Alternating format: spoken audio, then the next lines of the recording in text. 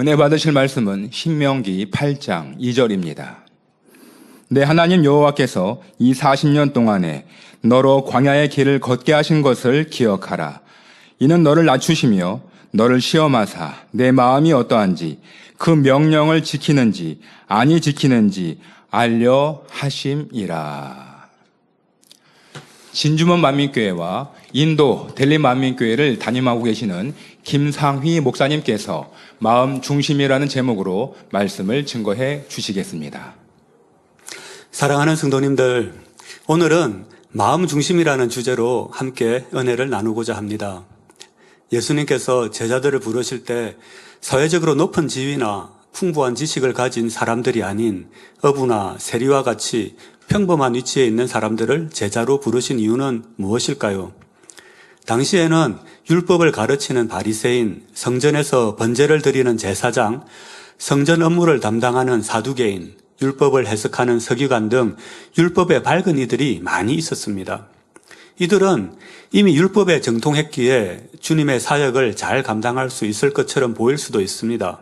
그러나 예수님은 그들을 12제자로 부르지 않으셨습니다. 베드로, 안드레, 세베대의 아들 야고보와 그의 동생 요한과 같은 어부들, 세금을 걷는 마태, 그리고 성경에는 직업이 구체적으로 기록되지 않은 이들을 제자로 부르셨습니다. 예수님께서 그들의 성경 지식이나 사회적 배경보다는 순종할 수 있는 그들의 마음 중심을 보시고 제자로 택하셨습니다. 가룟 유다를 제외한 예수님의 부름을 받은 제자들은 오랜 세월이 지나도 자신의 유익을 구하지 않고 생명의 위협 앞에서도 변함없는 중심으로 주님 가신 그 길을 따라갔습니다. 우리가 어떻게 해야 주님의 제자들처럼 변함없는 마음 중심을 가질 수 있을지 이스라엘 백성들의 출애굽과 광야에서 40년간의 연단을 통해 알아보고 참자녀를 얻기 위해 우리를 연단하시고 우리의 마음 중심을 변화시켜 주시는 아버지 하나님의 사랑을 느끼는 은혜의 시간이 되었으면 합니다. 마음 중심이란 무엇일까요? 중심이란 마음에 새긴 바가 굳혀지는 것을 의미합니다. 우리가 말씀을 들으면 정신으로 사고하고 그 말씀을 마음의 느낌과 함께 새기게 됩니다. 단순히 말씀을 행한다고 해서 그것이 마음에 굳어지는 것은 아닙니다. 그 행함이 일시적이지 않고 오랜 시간이 지나도 변함이 없으며 어떤 상황에서도 변함없이 진리를 행할 수 있을 때 비로소 마음 중심으로 굳어지는 것입니다. 예레미야 17장 9절에는 만물보다 거짓되고 심히 부패한 것은 마음이라 누가 능히 이를 알리오마는 이라고 말씀하셨습니다. 사람의 마음은 너무나 쉽게 변질되고 부패합니다. 하나님께 소재를 드릴 때 누룩을 넣지 말라고 하셨습니다. 현대의 개념으로는 빵 반죽에 누룩의 주요 성분인 이스트를 넣어야 맛있는 빵이 되겠지만 누룩을 넣지 말라고 하신 것은 가루 반죽을 발효시키는 누룩의 작용이 영적으로는 변질시키고 부패시키는 것을 의미하기 때문입니다. 우리 마음에 악이 조금이라도 남아있으면 마치 누룩이 가루 반죽 전체를 부풀게 하듯이 마음 전체를 악으로 변질시킬 수 있기 때문에 소재 반죽에 누룩을 넣지 말라고 말씀하셨지요. 그러니 마음에 조금이라도 악이 남아있다면 오늘은 사랑한다 해도 내일은 미워하고 원망할 수 있고 오늘은 충성한다고 해도 내일은 배신할 수 있는 것이 사람의 마음입니다. 결국 우리가 마음을 지키고 믿음을 지키는 것은 우리가 선하고 변화되었기 때문이 아닙니다. 우리 마음에 계신 성령님께서 내 마음을 지킬 수 있도록 도와주시고 하나님의 계명을 지키며 선과 사랑을 선택하여 행할 수 있도록 은혜를 주시기 때문입니다. 온전한 영의 마음을 이루기 전까지는 사람의 마음은 언제든지 변질될 수 있습니다. 우리의 신앙생활은 하나님의 은혜가 전제되어야 합니다. 아담이 그랬지 않습니까? 하나님의 생기를 받아 악이 없는 생명으로 창조되었지만 사단의 유혹을 받자 아담과 그의 후손들은 금방 마음이 죄악으로 물들어 버렸다는 것을 성경 말씀을 통해 잘 알고 있습니다. 우리는 이 사실을 기억하여 항상 마음과 생각을 살피며 겸손히 하나님의 은혜를 구하는 삶을 살아가야 할 것입니다. 사람이 자기 보기에는 깨끗해 보여도 하나님은 심령을 살피신다 하셨지요. 마치 흙탕물을 오랫동안 두면 흙먼지가 바닥에 가라앉아 물이 깨끗하게 보이지만 실제로는 여전히 흙탕물인 것과 같습니다. 흙탕물을 휘저으면 가라앉았던 흙이 올라와 금방 물이 흐려집니다. 이처럼 우리의 마음 중심에 악이 가라앉아 있다면 자기 보기에는 깨끗해 보여도 연단을 통해 그 마음이 휘저어질 때 그 악이 다시 드러나게 됩니다. 우리의 마음은 은혜 받고 응답받아 성령 충만할 때의 모습이 아닌 연단 속에서 극한 환경에 처한 상황에서 나오는 우리의 입술의 말과 생각과 행동이 바로 자신의 신앙 상태를 점검할 수 있는 척도인 것입니다. 결국 진정으로 주님 닮은 마음을 가지기 위해서는 마음뿐만 아니라 마음 중심이 변화되어야 합니다. 오늘은 충만하고 선을 행하지만 마음 중심이 선하지 않고 악이 자리 잡고 있다면 시험이나 연단이 올 때 변개하여 선을 행하지 못하게 됩니다. 사람의 마음을 밭에 비유할 수 있습니다. 예를 들어 농부가 씨앗을 심고 싹이 나면 햇볕도 막아주고 잘 자랄 수 있게 물도 주고 가꾸어야 합니다. 이렇게 씨앗에서 싹이 돋아 자랐다 해도 가뭄이나 병충해로 인해 말라버리거나 홍수나 태풍에 부러져 버릴 수 있습니다.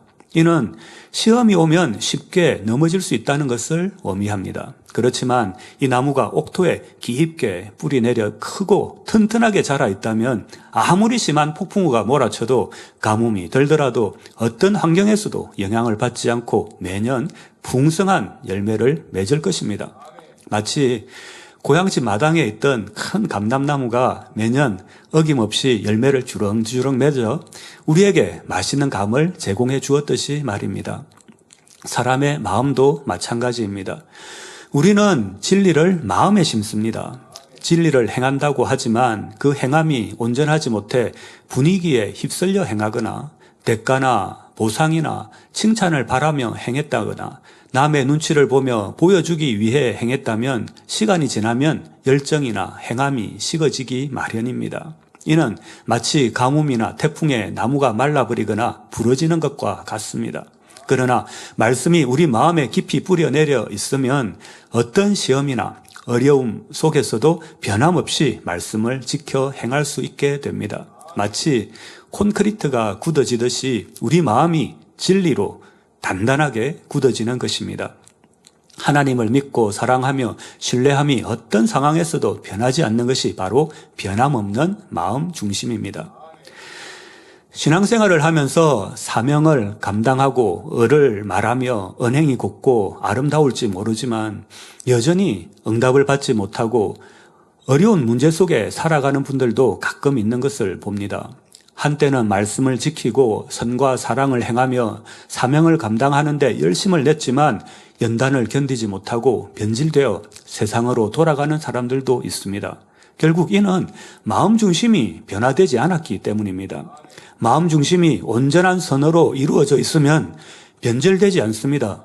마음 중심에서 하나님의 말씀을 믿고 행할 때 풀리지 않는 문제들도 신속히 해결받을 수 있는 것입니다. 그렇다면 하나님께서 원하시는 자녀는 어떤 모습일까요? 하나님께서 원하시는 자녀는 단지 갓난아이처럼 우유를 주면 웃고 배고프면 우는 자녀가 아닙니다. 하나님의 계명은 지키지 않으면서 하나님께 축복 주시고 치료해 주시고 문제 해결해 주시라고 구하기만 하는 자녀를 원하시는 것이 아니지요.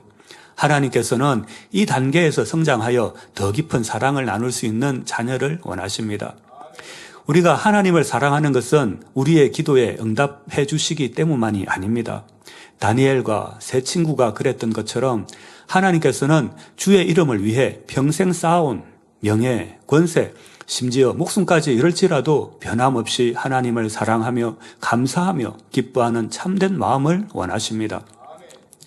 자기에게 유익이 되기 때문이 아니라 유익이 되지 않을지라도 끝까지 변함없이 하나님을 사랑하고 그 계명을 성실히 지킬 수 있는 참된 마음을 원하시는 것이지요.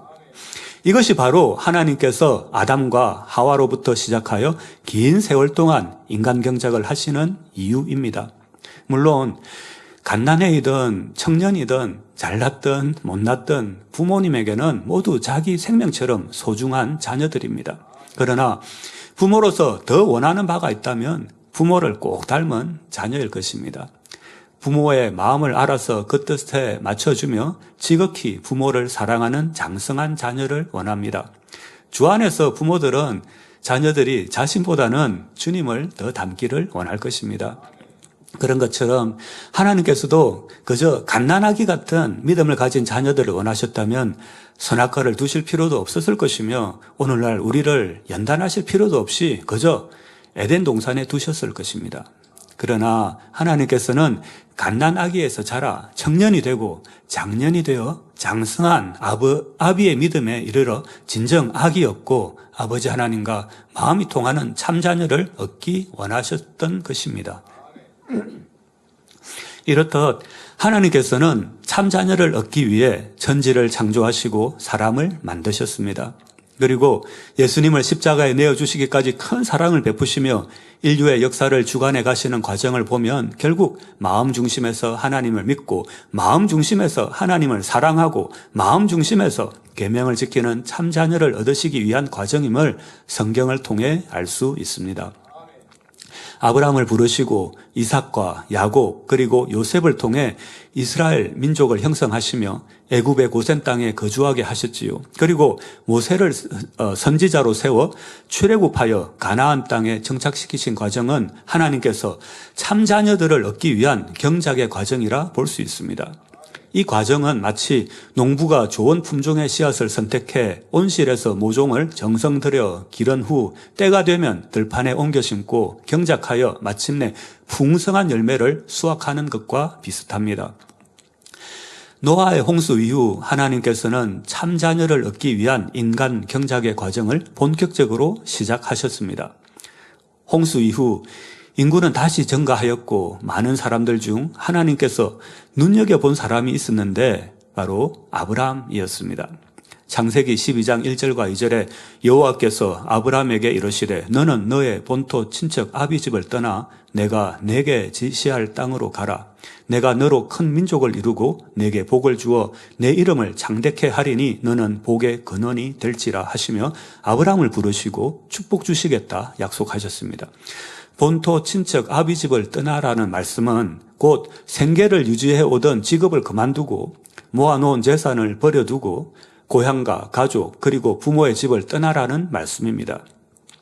어떻게 지금까지 쌓아온 삶의 터전을 뒤로 하고 목적지도 모른 채 떠날 수 있겠습니까?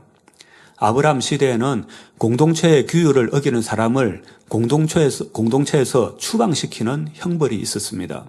요즘처럼 통신이나 교통이 발달한 것도 아니고 어디서나 식량을 구할 수 있는 것도 아니고 강도나 도적으로부터 보호해 줄 수 있는 치안도 확보되지 않은 시대였습니다.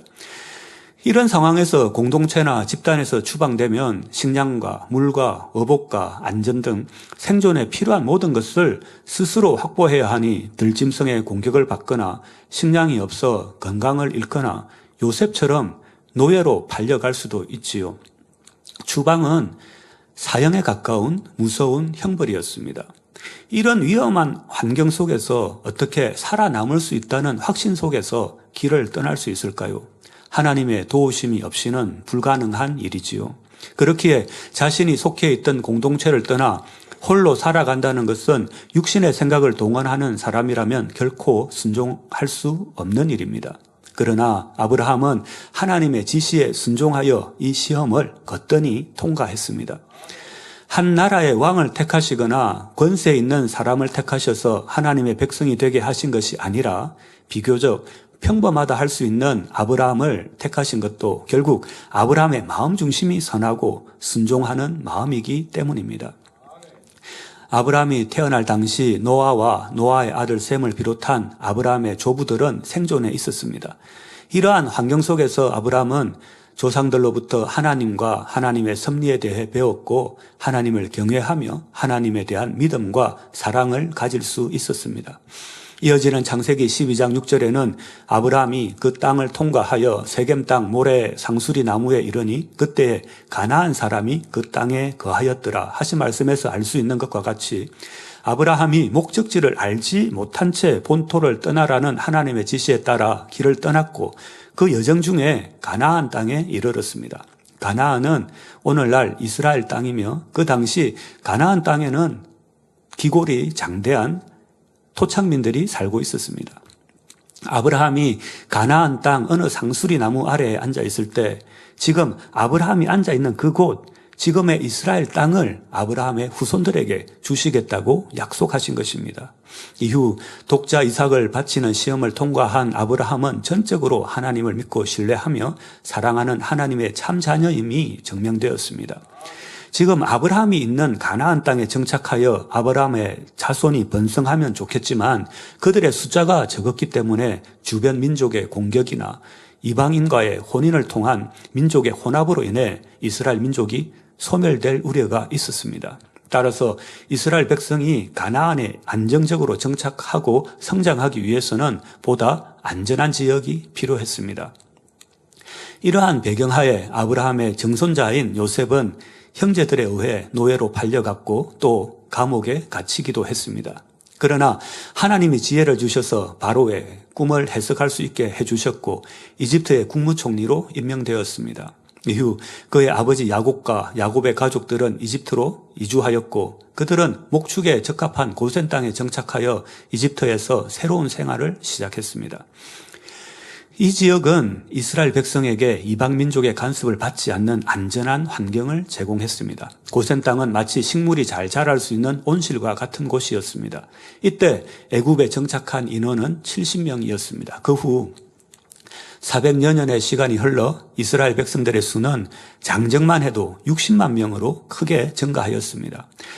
이렇게 이스라엘 인구가 증가하게 되자 하나님은 400년 전 아브라함에게 약속하신 가나안으로 이스라엘 백성을 이주시키기를 원하셨습니다. 출애굽은 이스라엘 백성들이 애굽의 노예 생활에서 벗어나 좋은 땅으로 이주하여 독립된 생활을 하는 것이며 영적으로는 원수 마귀의 종이 되어 죄와 고통 속에서 살아가는 삶에서 해방되어 하나님의 자녀로 새 삶을 살아가는 것을 상징합니다. 따라서 출애굽은 마음 중심에서 하나님을 사랑하는 민족을 만들고 참 자녀를 만드는 과정이었습니다. 출애굽하기 전 하나님께서는 이스라엘 백성들을 영적으로 훈련시키셨습니다. 그 훈련의 과정이 10재앙이었지요. 율법은 출애굽 이후 모세를 통해 주어졌습니다. 출애굽하기 전 애굽에 있을 때는 조상으로부터 구전되어 내려오는 신앙적 지침은 있었겠지만 아직 율법은 없었습니다. 하나님께서는 애굽에 10재앙을 내리실 때는 하나님의 계명을 지키라는 명령이 아닌 고센 땅에 거하라는 지시를 하셨지요. 하나님께서는 나일강의 물이 피로 변해 물고기들이 죽고 강물을 마시지 못하는 피의 재앙, 사람과 가축에게 악성 종기가 생기는 독종의 재앙, 우박과 불이 섞여 내리며 사람과 가축, 식물을 파괴하고 태우는 우박 재앙, 애굽의 모든 식물을 먹어치우는 메뚜기 재앙을 애굽에 내리셨습니다. 그러나 고센 땅에 거주하는 이스라엘 백성들은 이러한 재앙의 피해를 입지 않도록 지켜주셨습니다. 고센 땅에 거주하면 지킴을 받고 그 땅을 벗어나면 지킴을 받지 못하고 재앙을 당하는 것을 보며 이스라엘 백성들은 하나님의 지시에 순종하는 것의 중요성을 깨닫게 되었습니다. 당시 이스라엘 사람들의 입장에서 보면 고센 땅을 벗어난 지역에서는 재앙이 임하는 것을 보며 두려움 가운데 하나님의 지시를 따르기도 했을 것입니다. 여호수아 2장 10절과 11절에는 이는 너희가 애굽에서 나올 때에 여호와께서 너희 앞에서 홍해 물을 마르게 하신 일과 너희가 요단 저편에 있는 아모리 사람의 두 왕 시혼과 옥에게 행한 일 곧 그들을 전멸시킨 일을 우리가 들었음이라. 우리가 듣자 곧 마음이 녹았고 너희의 연고로 사람이 정신을 잃었나니 너희 하나님 여호와는 상천하지의 하나님이시니라 라고 기록되어 있는 것을 보면 이스라엘 백성뿐만 아니라 당시 이방인들도 하나님이 행하신 일들을 듣고 두려워했음을 알 수 있지요. 하나님의 지시를 따르지 않으면 당장 눈앞에 어려움이 닥쳐왔기 때문에 이러한 두려운 상황에서는 하나님의 말씀을 지키는 것이 불순종하는 것보다 더 쉬웠을 것입니다. 그러나 이는 마음 중심이 변화되어 자유의지로 하나님의 말씀을 지킨 것이 아니므로 다시 평온한 상황이 되면 불순종할 여지가 있는 것입니다. 이는 마치 온실 속에서 자라나는 식물과 같습니다. 온실 속 식물은 보호된 환경에서 자랐기 때문에 외부에 어려움이나 위협을 겪지 않고 쉽게 성장할 수 있었습니다. 마찬가지로 고센 땅에 거주하는 이스라엘 백성들은 하나님의 보호와 인도를 받으며 열재앙 속에서도 상대적으로 안전한 환경에서 하나님의 지시를 따르는 훈련을 받았습니다. 그러나 즉각적인 징계와 보상의 결과로서 두려움 속에서 순종이 이루어졌다면 이것은 진정으로 하나님이 원하시는 순종이 아닐 것입니다. 그렇다면 진정한 순종이란 무엇일까요? 진정한 자유의지에 따른 순종이 이루어져야 하지 않을까요? 고센 땅에서의 경험은 이스라엘 백성들이 하나님 말씀에 순종하는 것을 배우는 초기 단계였고 이후 광야에서 모세를 통해 계명을 주시며 자유의지 가운데 계명을 지키고 현실적으로는 앞길이 보이지 않는 상황에서도 하나님의 약속을 신뢰하며 자유의지 가운데 하나님이 지시하신 바를 따를 수 있도록 마음 중심을 변화시키며 더 깊은 신앙의 성장을 이루어 주시는 과정이었지요. 이렇게 열재앙을 통해 순종의 훈련을 마친 이스라엘 백성들은 애굽에 거주한 지 430년을 마치는 그날 애굽 생활을 마감하고 광야로 들어가 가나안으로 향해 갑니다. 애굽에서 가나안까지의 거리는 직선 거리로 400km 정도입니다. 이는 서울에서 부산까지의 고속도로 거리와 비슷합니다. 실제로 어떤 사람은 서울에서 부산까지 걸어가는데 15박 16일이 걸렸다고 합니다. 천천히 가도 몇 달 안에는 도착할 수 있는 거리이지만 이스라엘 백성들은 출애굽 후 가나안에 도달하기까지 40년이 걸렸습니다. 광야에서 생활하는 동안 이스라엘 백성들은 당장 마실 물이 없고 식량이 부족하며 생활이 불편하니 이런저런 불평들이 나왔습니다. 다시 애굽으로 돌아가자는 말도 나왔지요. 출애굽 후 약 2년 정도 되었을 때 이스라엘 백성들은 지금의 이스라엘과 이집트의 국경 지역이라고 추정되는 가데스 바네아에 도착합니다. 그리고 가나안 땅을 정탐하기 위해 12정탐꾼을 보냈습니다. 이 12정탐꾼의 보고는 이스라엘 백성들의 운명을 결정짓는 중요한 전환점이 되었습니다. 여호수아와 갈렙을 제외한 12정탐꾼은 부정적인 보고를 했지요. 민수기 13장 32절과 33절에는 10정탐꾼의 고백이 이렇게 기록되어 있습니다. 이스라엘 자손 앞에서 그 탐지한 땅을 악평하여 가로되 우리가 두루 다니며 탐지한 땅은 그 거민을 삼키는 땅이요 거기서 본 모든 백성은 신장이 장대한 자들이며 거기서 또 네피림 후손 아낙 자손 대장부들을 보았나니 우리는 스스로 보기에도 메뚜기 같으니 그들의 보기에도 그와 같았을 것이니라 했지요. 반대로 여호수아와 갈렙은 민수기 14장 8절과 9절에 여호와께서 우리를 기뻐하시면 우리를 그 땅으로 인도하여 들이시고 그 땅을 우리에게 주시리라. 이는 과연 젖과 꿀이 흐르는 땅이니라. 오직 여호와를 거역하지 말라. 또 그 땅 백성을 두려워하지 말라. 그들은 우리의 밥이라. 그들의 보호자는 그들에게서 떠났고 여호와는 우리와 함께 하시느니라. 그들을 두려워 말라며 하나님의 약속을 믿고 긍정적인 보고를 했습니다. 이스라엘 백성들은 여호수아와 갈렙의 믿음의 고백보다는 10정탐꾼의 말을 더 신뢰하여 하나님과 모세를 원망합니다. 이처럼 열재앙을 경험했고 홍해가 갈라지고 만나와 메추라기를 먹고 불기둥, 구름기둥으로 인도하시는 하나님의 능력을 체험했음에도 불구하고 현실을 바라본 이스라엘 백성들은 하나님의 약속을 신뢰하지 못하고 두려워하며 불평했습니다. 이렇게 하나님을 신뢰하지 못하는 이스라엘 백성들에게 하나님은 말씀하셨습니다. 민수기 14장 27절에서 30절에 나를 원망하는 이 악한 회중을 내가 어느 때까지 참으랴. 이스라엘 자손이 나를 향하여 원망하는 바 그 원망하는 말을 내가 들었노라. 그들에게 이르기를 여호와의 말씀에 나의 삶을 가리켜 맹세하노라. 너희 말이 내 귀에 들린 대로 내가 너희에게 행하리니 너희 시체가 이 광야에 엎드러질 것이라.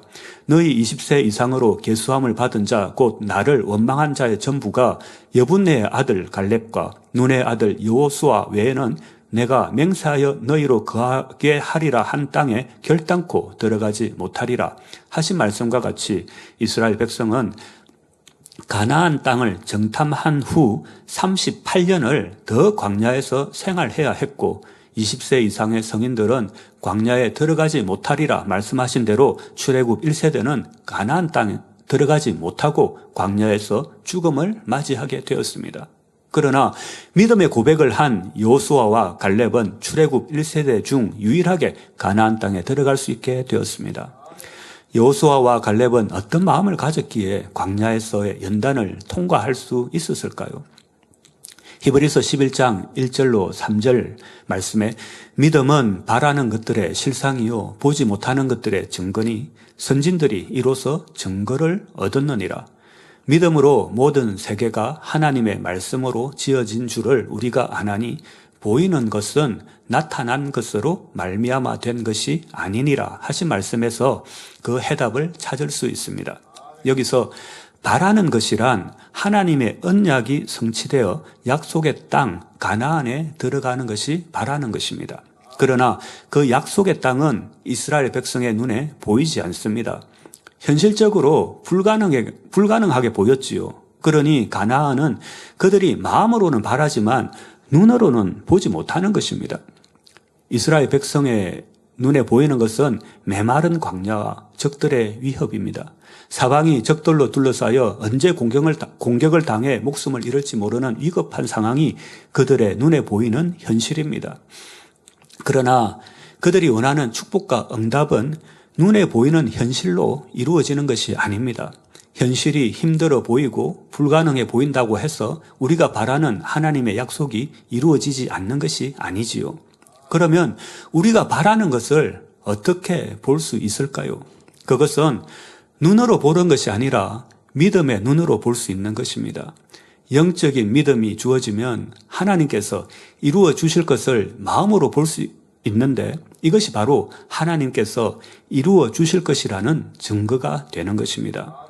우리가 바라는 것, 하나님께서 이루어 주실 약속이 마음에 보이는 것이 바로 하나님께서 응답해 주시겠다는 증거이지요. 여호수아와 갈렙과 같이 영적인 믿음을 가진 사람들은 현실의 어려움을 보는 것이 아니라 믿음으로 하나님께서 이루어 주실 약속을 마음으로 바라보며 그것을 붙잡고 하루하루를 살아갔습니다.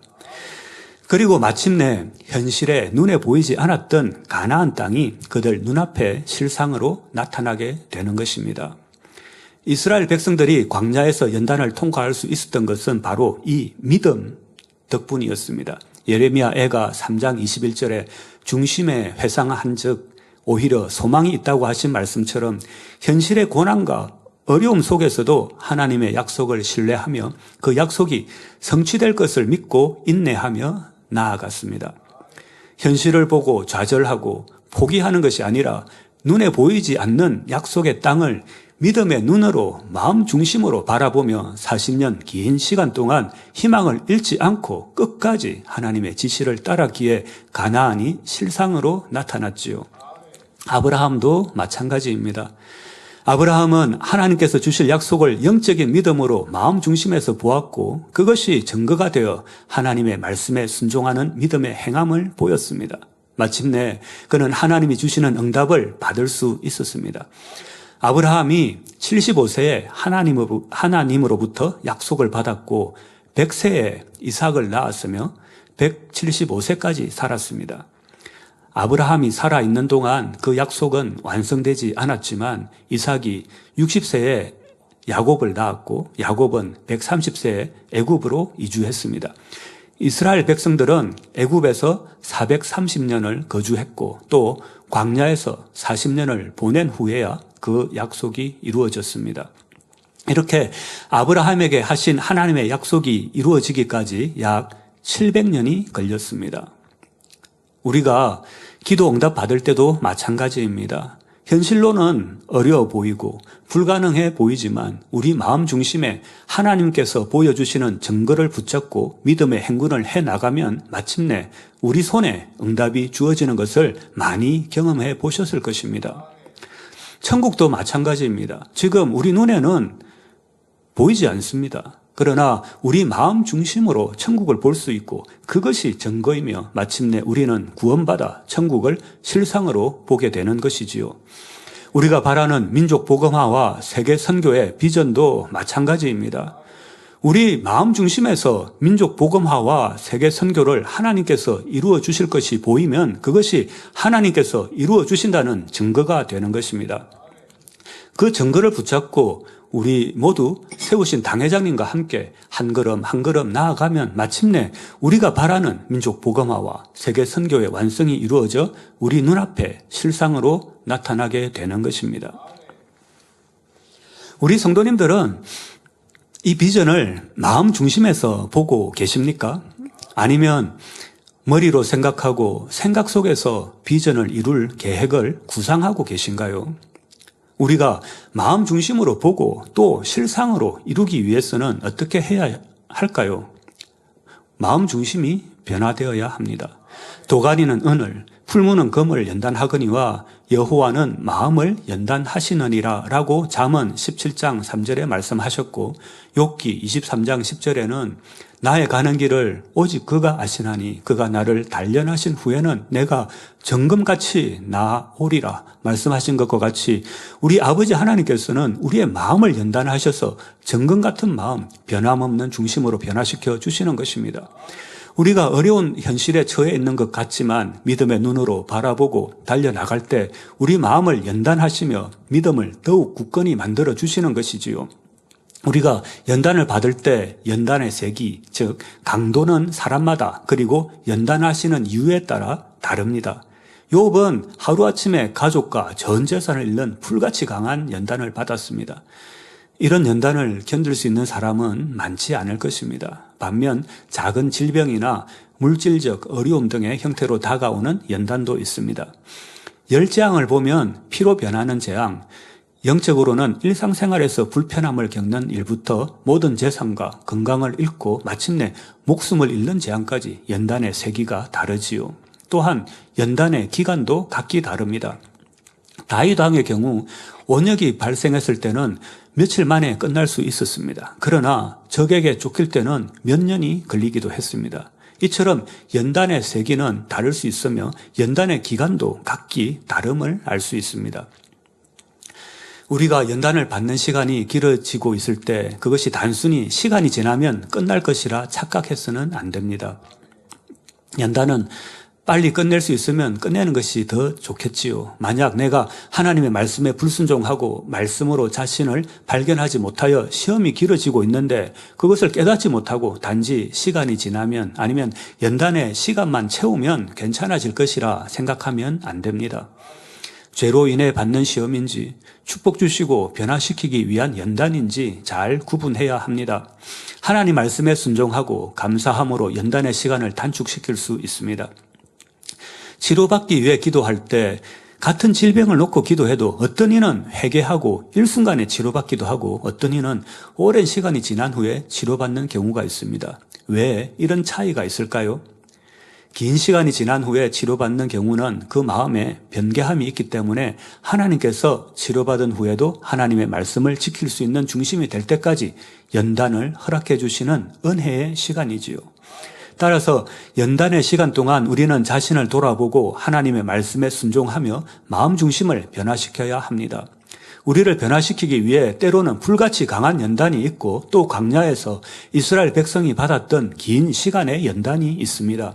하나님께서는 우리의 마음을 변화시키고 더 나아가 마음 중심을 진리로 굳히시기 위해 우리를 연단하십니다. 결국 좋은 천국, 새 예루살렘으로 우리를 이끄시는 하나님의 사랑임을 깨닫고 연단 받을 때 하나님께 감사하라고 말씀해 주셨지요. 연단은 우리에게 어떤 유익이 있을까요? 첫째, 마음 중심을 변화시키는 연단은 천국의 삶을 더욱 가치 있게 합니다. 우리가 이 땅에서 살아갈 때는 마치 청동으로 만들어진 거울을 보는 것처럼 희미하게 보이지만 천국에서는 모든 것이 눈앞에 실상으로 드러나게 됩니다. 또한 천국은 눈물, 슬픔, 이별이 없는 곳에서 영원히 행복과 기쁨을 누리며 살아가게 됩니다. 이 땅에서 받는 연단을 통해 소망 중에 기다린 천국에서의 영원한 시간을 더욱 감사하게 여길 수 있게 됩니다. 연단의 시간 동안 겪는 아픔과 고통은 영원한 천국의 행복한 시간을 더욱 가치 있게 만듭니다. 천년왕국 때에는 영의 사람들이 7년 환란 후 살아남은 육의 사람들을 가르치며 선과 사랑 그리고 계명을 가르칩니다. 그러나 요한계시록 20장 7절과 8절에는 천년이 참에 사단이 그 옥에서 놓여 나와서 땅의 사방 백성 곧 곡과 마곡을 미혹하고 모아 싸움을 붙이리니 그 수가 바다 모래 같으리라 하셨습니다. 이처럼 잠시 사단을 풀어주면 어떻게 될까요? 요한계시록 20장 9절에 저희가 지면에 널리 퍼져 성도들의 짐과 사랑하시는 성을 두름에 하늘에서 불이 내려와 저희를 소멸하고 하신 것과 같이 육의 사람들이 금방 미혹되어 영의 사람들을 공격하게 됩니다. 왜 미혹되어 배신하게 되는 것일까요? 아무리 오랫동안 진리의 가르침을 받아도 마음 중심이 오랜 연단을 통해 진리와 선어로 온전히 변화되지 않으면 극한 상황에서 원수 마귀의 유혹을 받아 변질될 수 있습니다. 한때는 주님을 사랑하며 모든 것을 드리겠다고 하지만 자신의 유익을 따라 변질되고 그 사랑이 식어지기도 하는 것을 봅니다. 천국에서는 구원받은 하나님의 자녀들이 모두 주님을 사랑한다고 고백할 것입니다. 이 땅에서 연단을 통해 마음 중심이 변화되어 변함없는 사랑을 주님께 드렸을 때 영원한 천국에서 우리가 주님을 사랑한다는 고백이 부끄럽지 않는 진실한 고백이 될 것입니다. 우리 믿음의 선진 중에서 참으로 아름다운 마음 중심을 가진 여인, 특히 사랑이 깊었던 막달라 마리아에 대해 살펴보도록 하겠습니다. 막달라 마리아는 가족들이 자신에게 잘해주지 않았을 뿐 아니라 미워하고 싫어하며 매우 힘들게 대했다고 합니다. 그러나 마리아는 가족들을 미워하거나 원망하지 않았습니다. 병약한 자신이 가족들에게 짐이 되어서 가족들이 얼마나 힘들어할지 늘 걱정하며 모든 상황을 선어로 이해하려고 했습니다. 가족들이 주는 고통 속에서도 오히려 그들의 마음을 헤아리며 사랑으로 받아들였지요. 자기 몸 하나 가누지 못할 정도로 병약한 상태에서도 어찌하면 가족의 짐을 들어줄까 하는 마음에 한 남자를 의지하게 되었는데 그로 인해 오히려 더욱 힘든 일들을 당하게 되었습니다. 이처럼 막달라 마리아는 태어나서 그 누구에게도 따뜻한 사랑 한번 받아보지 못했고 자신이 아무런 존재 가치가 없다고 느끼던 상태에서 우리 주님을 만나 모든 질병을 치료받아 건강한 몸이 되었습니다. 이미 자기라는 것이 전혀 없는 상태에서 주님을 만나게 되었으니 막달라 마리아의 마음은 온전히 주님의 사랑과 은혜로만 채워졌던 것이지요. 이처럼 주님을 만난 막달라 마리아는 참으로 온 마음으로 주님을 사랑했습니다. 그래서 자신의 모든 것을 들여 주님을 섬기길 원했고 설령 주님이 알아주시지 않는다 해도 주님을 섬길 수 있다는 그 자체만으로 감사했지요. 이처럼 지극히 선한 향을 내며 어떤 대가도 바라지 않고 섬기는 막달라 마리아의 사랑에 예수님께서도 마음에 크게 감동을 입으셨습니다. 단 하루도 예수님을 떠나서는 살 수 없을 만큼 예수님을 사랑하는 마음을 가졌지만 그처럼 예수님을 섬기고 모심에 있어서 예수님께서 눈길 한번 주시지 않는다 할지라도 서운해하거나 낙심하지 않았지요. 막달라 마리아는 선한 마음을 가지고 영적인 사랑을 행했기 때문에 예수님이 잡히셔서 십자가에 달리실 때에도 변함없이 예수님을 따를 수 있었습니다. 예수님께서 많은 권능을 베푸시며 사람들에게 사랑받고 존경받을 때만이 아니라 세상 근적자들에 의해 처참한 형벌을 받을 때에도 막달라 마리아의 마음은 편함이 없었습니다. 제자들은 대부분 두려워 도망갔지만 막달라 마리아는 두려움을 이겨내는 영적인 사랑이 가득했기 때문입니다. 막달라 마리아가 주님께 받은 사랑과 우리가 주님께 받고 있는 사랑을 비교하면 어떨까요? 우리가 받은 사랑이 막달라 마리아가 받은 사랑보다 결코 적다고 할 수 없을 것입니다. 막달라 마리아는 주님의 부활을 처음 목격한 사람이 되었으며 주님 부활하신 소식을 전하는 사명을 받아 충성되이 감당하였지요. 이렇게 막달라 마리아는 지극히 선한 마음으로 주님이 이 땅에 계실 때뿐 아니라 부활하셔서 하늘로 올리우신 이후에도 변함없이 사명을 감당하며 주님을 사랑하고 섬겼기에 천국에서 그처럼 영화로운 자리에 이를 수 있었습니다. 막달라 마리아는 주님을 사랑하는 마음이 날로 더 뜨거워져 갔습니다. 우리도 처음 주님을 만났을 때의 첫사랑의 뜨거움이 날로 더해져야 하지요. 연단을 통해 우리의 마음 중심이 악이 없는 선한 마음, 참 마음으로 변하면 천국에서 주님을 사랑한다는 우리의 고백이 진실한 고백이 될 것입니다. 연단은 또 우리에게 어떤 유익을 줄까요? 둘째, 연단을 통해 우리 마음 중심을 변화시키십니다. 신명기 8장 2절에 내 하나님 여호와께서 이 40년 동안에 너로 광야의 길을 걷게 하신 것을 기억하라. 이는 너를 낮추시며 너를 시험하사 내 마음이 어떠한지 그 명령을 지키는지 아니 지키는지 알려 하심이라 하신 말씀과 같이 연단의 시간 동안 우리 마음 중심이 진리로 순종하는 마음으로 굳어지는 것입니다. 애굽의 고센 땅에서는 하나님의 지시에 의해 두려움 속에서 복종했다면 이제 광야에서의 40년 동안은 하나님의 섭리를 믿으며 자유의지로 하나님의 말씀에 순종해야 했습니다. 고센 땅을 온실이라고 한다면 광야는 폭풍이 몰아치는 들판과 같습니다. 그 속에서 넘어지지 않고 성장해야 했지요. 하지만 모든 사람이 변화되어 연단을 통과한 것은 아니었습니다. 마음 중심이 변화되지 못한 사람들은 대열에서 이탈했고 약속의 땅에 들어가지 못했습니다. 광야에서 보낸 40년은 불순종하여 연단받으며 헛되이 보낸 시간이 아니라 출애굽 2세대가 하나님에 대한 신뢰와 순종을 마음 중심에 굳히는 시간이었습니다. 오히려 값진 시간이었지요. 이렇게 마음 중심이 선과 신뢰로 굳어졌기에 요단강을 건너고 여리고를 함락시킬 수 있었고 가나안을 취할 수 있었지요. 우리 사랑하는 성도님들의 마음도 진리로 더욱 강하고 담대해진 줄 믿습니다. 이러한 과정들을 보면 하나님께서 인류의 역사를 어떻게 이끌어 가시는지 알 수 있습니다. 하나님께서는 참 자녀를 얻기 위해 인류의 역사를 주관하고 계십니다. 믿음의 씨앗인 아브라함을 심으시고 이스라엘 백성들을 통해 엘리야, 다윗, 사무엘, 다니엘, 룻, 에스더와 같은 믿음의 조상 아브라함의 마음을 닮은 사람들이 열매로 나오게 하셨습니다.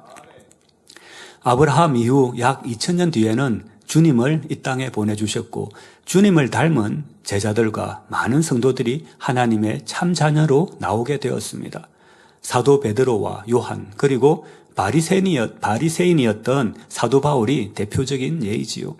주님의 제자들은 복음을 전하다 순교하였고 초대교회 성도들은 콜로세움에서 사자밥이 되는 순간까지도 믿음을 지켰고 오랜 세월 동안 카타콤에서 숨어 지내면서도 변함없는 중심으로 주님을 향한 믿음과 사랑을 지켰습니다.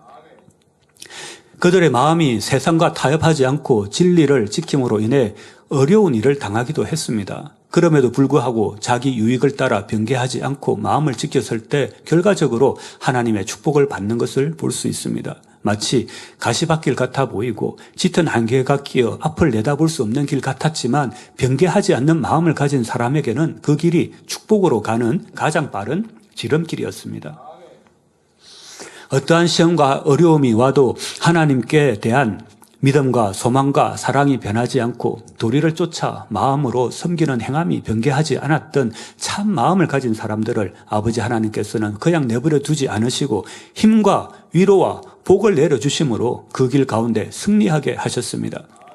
말씀이 거울이 되어 자신의 마음을 비추어 볼 때 수정같이 맑고 투명하며 바르고 깨끗하게 정돈된 마음, 다른 사람들까지 행복하게 해주는 좋은 향을 내는 아름다운 마음이 되라고 말씀해 주셨습니다. 결론을 말씀드리겠습니다. 사랑하는 성도님들, 인간 경작의 섭리를 보면 믿음의 씨앗을 심고 하나님을 닮은 마음 중심을 가진 하나님의 자녀를 만들어 가는 것을 볼 수 있습니다. 이제 마지막 때 인류의 인구는 81억 명을 넘었습니다. 통계마다 다르지만 아담과 하와 이후 이 땅에 태어난 모든 인류를 합산하면 약 1000억 명이 된다고 합니다. 현재는 전체 누적 인구의 약 10%가 살고 있는 셈이지요. 이 마지막 때에 성결의 복음을 전하는 이유는 무엇일까요? 성결의 복음이 우리 마음 중심을 변화시킬 수 있는 도구이자 방법이기 때문입니다. 지금은 인류 역사상 가장 많은 인구가 살아가고 있으며 문명이 발달하여 정보가 빠르게 전달될 수 있는 환경입니다. 인터넷과 스마트폰을 통해 전 세계 많은 사람들과 연결될 수 있지요. 이 시점에 성결의 복음이 전해져야지만 하나님의 말씀과 권능이 신속하게 전파될 수 있고 하나님께서 그토록 원하시는 참 자녀가 많이 나올 수 있기 때문입니다. 이것이 바로 저와 여러분의 사명입니다. 먼저 우리가 마음 중심이 변화되어 참 자녀가 되어야 하며 동시에 성결의 복음을 전하여 많은 영혼들이 구원받고 참 자녀가 될 수 있도록 해야 합니다. 시편 84편 5절에 주께 힘을 얻고 그 마음에 시온의 대로가 있는 자는 복이 있나이다 라고 말씀하셨습니다. 이 말씀과 같이 변개하지 않는 참 마음으로 아버지 하나님께 인정받는 우리 모두가 되어서 범사의 대로와 같은 형통한 길로 인도받으며 아버지의 축복이 항상 넘치는 삶을 살아가는 저와 여러분이 되시기를 주님의 이름으로 기원드립니다. 들으신 말씀을 참고하시며 함께 기도하시겠습니다. 아버지 하나님, 크신 은혜와 사랑에 감사드립니다. 주님의 은혜가 없으면 우리는 아무것도 할 수 없습니다. 주님의 사랑에 힘입어 주님의 은혜를 깨닫고 주님은 닮아가는 저희들이 될 수 있도록 도와주시옵소서. 모든 악을 마음에서 버리고 이제는 우리 마음 중심이 주님의 진리로 온전히 굳어지게 하여 주님 아들 준비하는 신부가 될 수 있도록 도와주시옵소서. 감사드리오며 우리 주 예수 그리스도의 이름으로 기도하옵나이다. 아멘.